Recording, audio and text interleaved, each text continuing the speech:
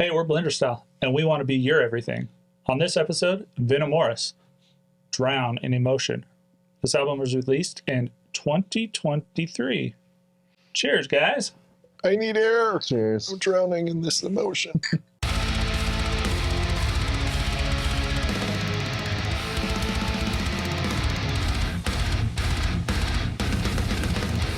So when we did our episode on the Locust, when I was doing the research for it and looking up the record label 31G Records, I came across they had signed Dave Lombardo's wife's band. And I was kind of like, oh, Dave Lombardo has a wife? I didn't know. Oh, wait, Dave Lombardo's wife has a band. Let's check it out. I put this out there without ever listening to it. So I'm just as new to this as you guys. But I figured let's throw it out there and see what Dave Lombardo, legendary drummer. Legendary drummer for Slayer. Too many bands to list, but Slayer. Slayer mainly, but yeah. So I just wanted to throw it out there and give it a listen and see what it was about and see what you guys thought about it. And she is Wayne Newton's backup singer? She is the former, I guess for 10 years, she was the lead backup singer for Wayne Newton. And she bragged about it to Dave for years, and he was like, if I get you off my back, let's put an album out. Yeah. No, I don't know if that's really what happened. Actually, I was going to say, I think it was something that he kind of found out later on. Yeah, I think he persuaded her to tell him about it. And when he found out, he was like, oh, well. And so she was supposedly done with music after she left Wayne Newton's band. And then he kind of persuaded her to start recording some of the stuff she had written back in the day. So he pushed her to do this? So he pushed her to kind of... be creative. In his words, to be like, allow his wife... He wanted to get his wife to be creative. Yeah, to use the creative side of her spark. Okay. So a lot of these songs she had written... I'm not sure if she had written the whole songs or the lyrical content or just like a rough outline back in the day, and then so a lot of... Oh, it sounds like it was written a long time ago. It sounds like, but there's also a lot of variation between the tracks. Like, you could almost tell, like, at different points in your life these were written. They weren't all written cohesively. There's some truth to that, because, like, some of these songs all have the same vibe, and then randomly there'll be one that's completely different. Yeah, you're just like, what the fuck went on here? I think it's a collection of songs, and it's not an album. Oh, for sure. It's not a cohesive... We are all saying this right now, so this is something we should get out of the way, right? I was like not going to jump right into that, but yeah. Go for it, yeah. Just that they just seem like some ideas, and but at first listen, I wasn't really into it. But then as I listened, I wrote down PJ Harvey, Nick Cave, David Lynch, country singer, and at the VIP on a Wednesday night, maybe. I could see that. The VIP in Bakersfield? Karaoke. Yeah. I kind of like some of the creativity that goes on with this. I got to get it out there real quick. So I agree with you. When we first started listening to this was kind of like that Eminence thing when we did their album. The first track came on and I was like, what did I just pick? Yeah. This was a bad idea. It just wasn't what you expected. Yeah, it wasn't because you blind picked that one. Blind picked it, and you blind picked this one. And I blind picked this, and I was just kind of like, man, I'm really bad at blind picking things. But as it went on, it's fun. But as I'm with Nathan, as it went on, I kind of like some of these tracks grew on me, and then some of them I was just like, well, it's like when you buy a CD and you're a kid and you're like, fuck, this sucks. But it's like when my brother bought me Osmosis for my birthday one year, and he's like, I only bought it so that you would give it to me because I know you don't like Ozzy. So I forced myself to listen to it until I liked it. Is that the one with Perry Mason? There's a sick song. There's like I said, like it's kind of not very cohesive because there's points and parts in this that like it even gets heavy, right? So it's like it's heavy, and then you have this piano singing kind of chick lady over this heavy stuff, and you're like, and she's like saying, whose mom is that? And she's like saying most ridiculous shit. The lyrics are ridiculous. Yeah, the lyrics Let's are get it out bad. of the way. If I get it out of my head that they're that bad, so you're just setting aside the horrible lyrics. But I kind of think it's weird and strange at times. It is for sure. So and I kind of like it. So. You just like how fucking weird it is. Yeah, like kind of like it is kind of David Lynchy. Like there's at times where like in a David Lynch movie, like somebody would walk into a bar and he'd be like paying attention to the band for way too long, and then it would like cut to a scene. They'd say 2 words, and it'd go to that band again for way too long. And then there's like a pile of donuts. You're like, what? There's certain tracks on here that have that smoky piano bar vibe kind of thing. It's very loungy, which is cool because is that what's the genre? It's like I think on Discogs, I think that's mainly her though. I think so. I think he actually had some fun with this. I think. I think so. I watched an interview with him, and he talked briefly about doing this. And he's like, he just mentioned that it's like slow and stuff like that. I mean, he has so many other projects going on. I think in 2023 he had like 4 out. He was on 4 albums that came out, including this one. That's crazy. So the one thing that I will say is like, so Paula is his wife. That's the one who wrote these songs and stuff. Her voice is actually really versatile. There's some songs where it's like that piano kind of loungy thing, and then she switches like this weird country kind of twang thing going on, which those are the songs I hate the most. Over a steel guitar? Yeah. I like the steel guitar. I couldn't stand those songs. I was like, oh God, I don't want to listen to her run off with her dog or something. But then there's like Nathan said, there's some heavier stuff on Dave there too. Lombardo does kind of look like a dog haircut kind of guy, like a poodle or some shit. That's sad, dude. It sucks because I love Dave Lombardo and I have total respect for it, but this sucks, dude. Well, okay, so I don't think it sucks. No, and I agree with you. Like I love Dave Lombardo, but I feel like the creative energy on this one and the foresight to see that there's something in here, I think it could be done a lot better than what it is. I agree and completely. Wrangled in because, like Nathan said, this isn't an album. This is a collection of songs. There's thrown potential. on Yeah, an for album. sure. There is a lot of potential. They on should this. did an EP. Do Exactly. an EP, cut it down, like, and also sometimes let's face it, dude. We know who her husband is. We know who the drummer is. We know these are old songs that she wrote. Yeah. But there's like some sappy shit in there. Like if you saw him live, you think she'd like turn around to him. He played drums and said the most ridiculous shit ever to him. The lyrics on this are kind of like cheesy. It's almost like it's very generic. There was like some good ideas, and then she was like, "Well, I don't have anything for this part. Let's just put the rhyme that's like a common saying out in the world, and we'll throw it in." Ashes. I'm like, are we really doing this? Yeah, are we really going to do this? But like, all the lyrics are bad, dude. Crimson Tears. I'm like, what? I just wrote sappy as fuck. Like, the lyrics are just not. But the voice is decent. I think there's some really because you guys. No, I agree. It's a little artsy fartsy at times, I feel like it could work in even sometimes, like I said, David Lynch soundtracky, and I said PJ Harvey, and like if you remind me of these people, it's like I know that. You're not as good as these people, obviously. And it's also, dude, it's not being taken as serious as those artists, right?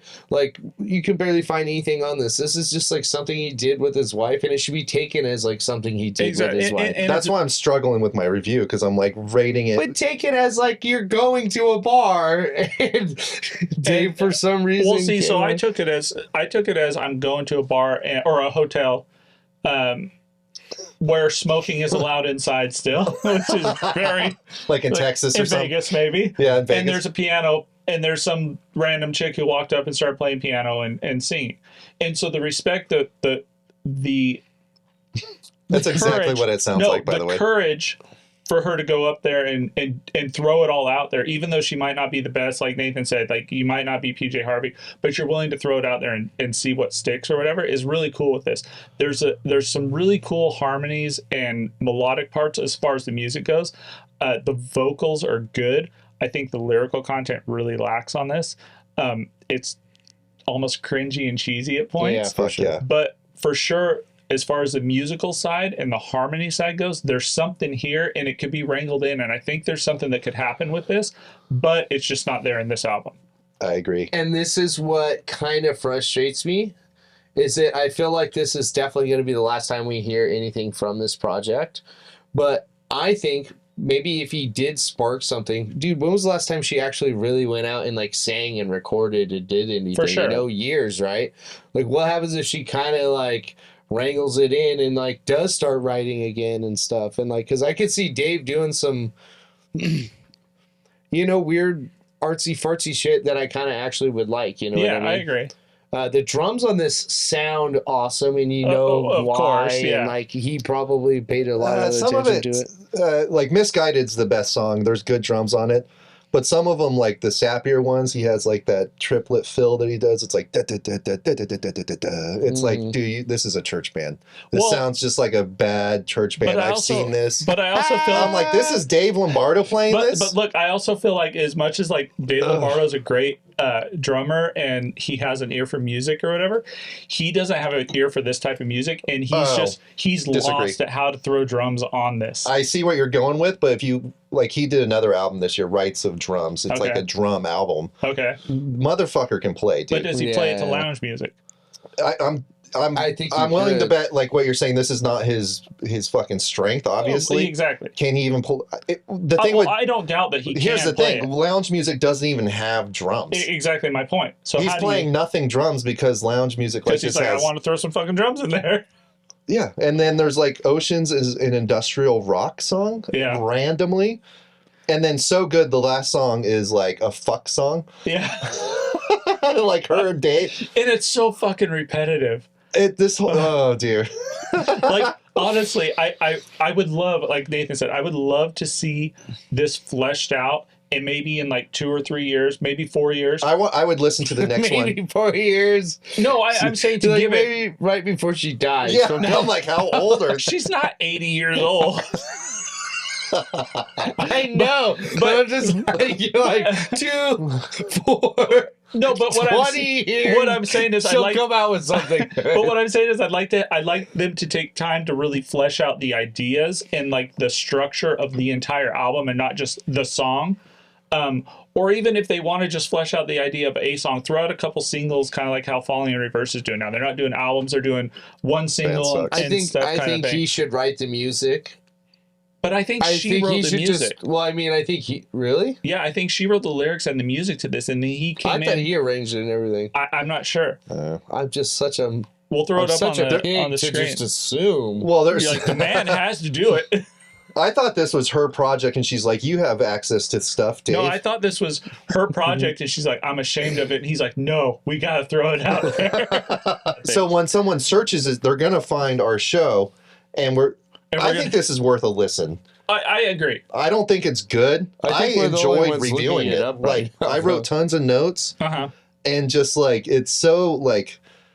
It like begs for me to like, as soon as I got to the first song, I'm like, it all can't be like this. And then there's weird left turns and you're like, where is this going? And that's where I was at. Like when I first listened, I was like, oh shit, this is Eminence all over again. The guys are going to hate me because it's the second time I blind picked something and it's shit. But then it kind of went in weird places and I was it grows like, a little bit. I like this better than Eminence. And 100%, we had a long period with this album.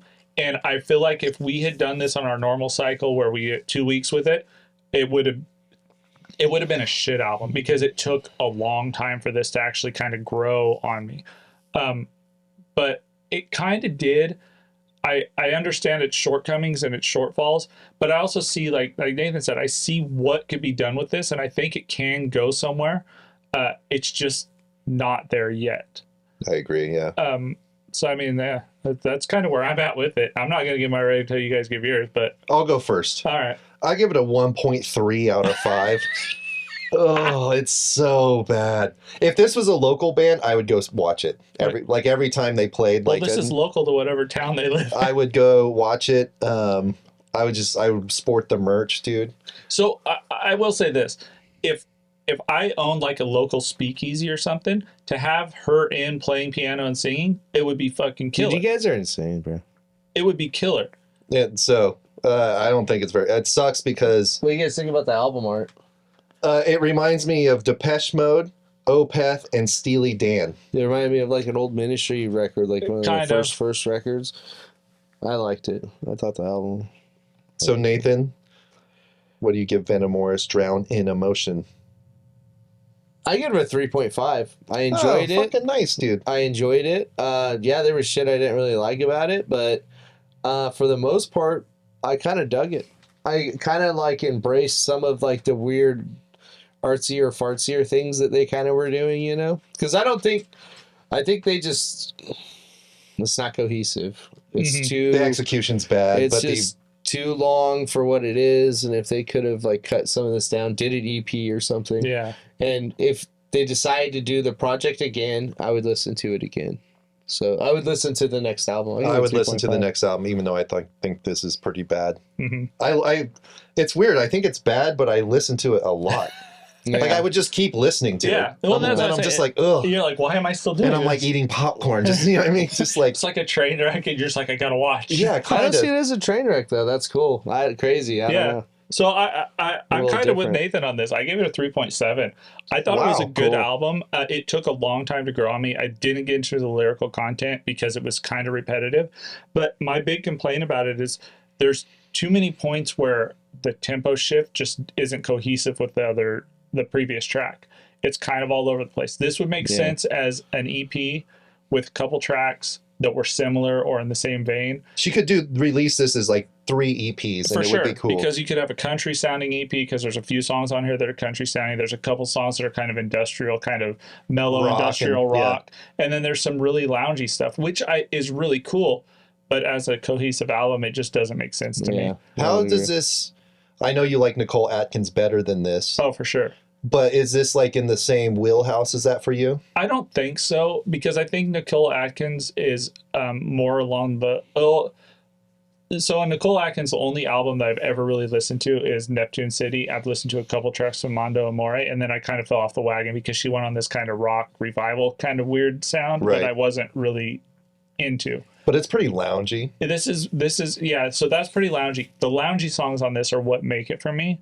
Really? Because that's the standout. That's the Those are the worst ones for me. I like this better than Nicole Atkins. Really? I prefer Nicole Atkins. The country ones on this throw me off completely. The heavier ones are cool because it's weird to hear kind of a loungy tone with a heavier guitar and drum vibe going, which is really cool in my book. It was interesting, but I don't think it works that good. Yeah. And those are like my favorite songs. And that's the thing. I don't know that it necessarily doesn't work good, or if it's just something so opposite ends of the polar spectrum as far as music goes that you're just like, does that work? It may be 20 years from now. That's probably why I kept listening to it. And maybe 20 years from now, that's going to be the mainstream that everybody's doing. We're going to be like, oh, what the hell? But it's already happening where people are doing. I mean, we're going to be later on talking about a band that is genre fucking everywhere. Yeah, exactly. And so maybe it's ahead of its time, but I feel like I don't think this is groundbreaking shit. I don't think it's groundbreaking at all. I think it's just some good songs that are a good collection of songs. It should have been shorter. I think it needs to be shorter. It needs to be wrangled in a little bit better. But I can't really complain about the production quality. The production's great on it. It's just there's no clear consensus of what it wants to be. There's no identity. Bad identity. So, I mean, that's it. Hey, we're Blenderstyle. That was Venamoris. Drown in Emotion. Like, subscribe. Tell us what you think of this album. Check it out. It's worth a listen. You might be surprised. Definitely give it a spin. There'll be links to the album on a couple streaming platforms so you can give it a spin. It's worth a spin, for sure. Yep. See you on the next episode. Chill to the next episode.